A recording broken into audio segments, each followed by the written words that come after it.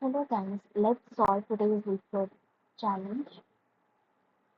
So this is an easy one, but mostly interviews ask this question to break ice with the candidate and increase the complexity of this question itself using follow-up, so that interview doesn't get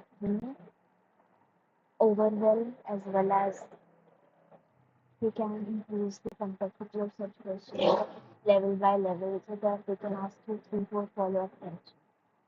This question was recently asked in Cisco as well as THIS DeShaw. One of my friends did THIS DeShaw interview where they asked four follow-ups for this test. Many such follow-ups were simple. So this is the question. This is the example given to us. We will try to yeah, watch our in this exercise. So this is our question. The interviewer would only give us this as the question, a simple example with an output. These would be the conditions. I should be less than j, and j should be less than the length of the array which is stored here. And we have to return the max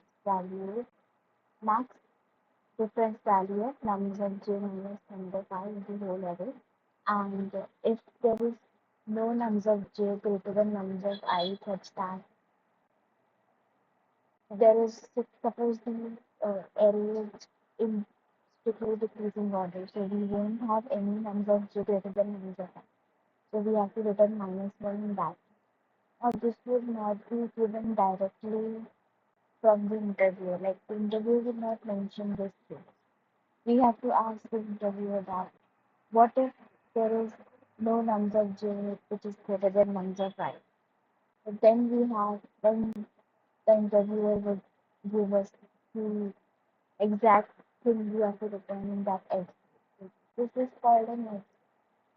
This edge case would not be mentioned by the interviewer directly. We have to clarify the question, identify the edge cases, and then ask them questions. So just by seeing the question, we would devise the brute force approach as if we are setting an interview.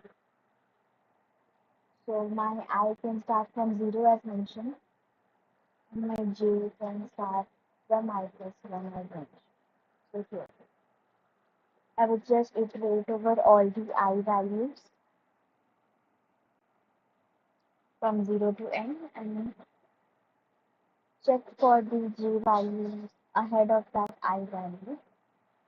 If that J value, number J is greater than number 5, I would calculate the difference and update my max difference variable accordingly. I would initialize it with 9. As if nothing gets updated, we can just return max difference itself. It is storing -1 as a data.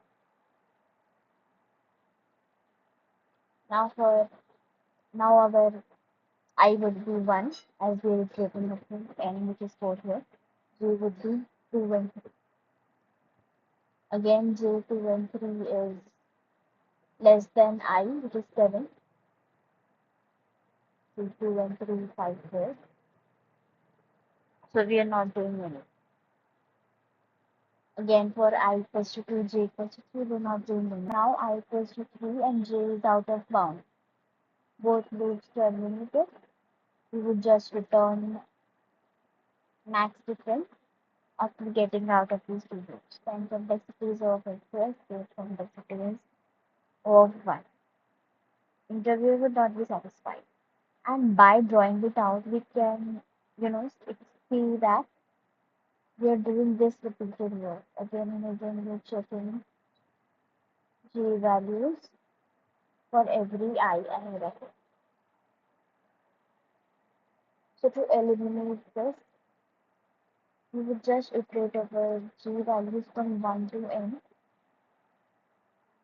And the key observation is we have to, calculate, keep track of the minimum up until now. If you're doing repeated check, you have to eliminate the tracking minimum value of the current iteration.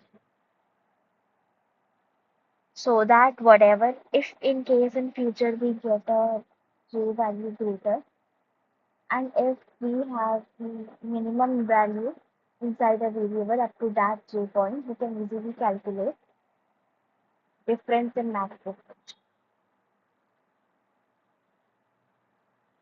That is why we're doing this min value, this max difference, we're initializing with 1, minus 1 and 1 are 0, creating j up to 1 to n minus 1, we're starting j from 1, and in the condition it's mentioned that uh, 0 is less than or equal to I, but I is less than j. So if I can start from 0, j has to start from 1 because it is greater than I. Then j is starting from 1. Now we would check if nums of j is greater than min value, global min value up until the j index. Suppose the j index is 1. So this will be nums of 0 value. Global minimum up until 0. This min value variable will represent. Now I would update the max difference, but don't change the min value as it's still the minimum up until this j. Now for else condition, make nums of j as the min value because here nums of j is less than or equal to min value.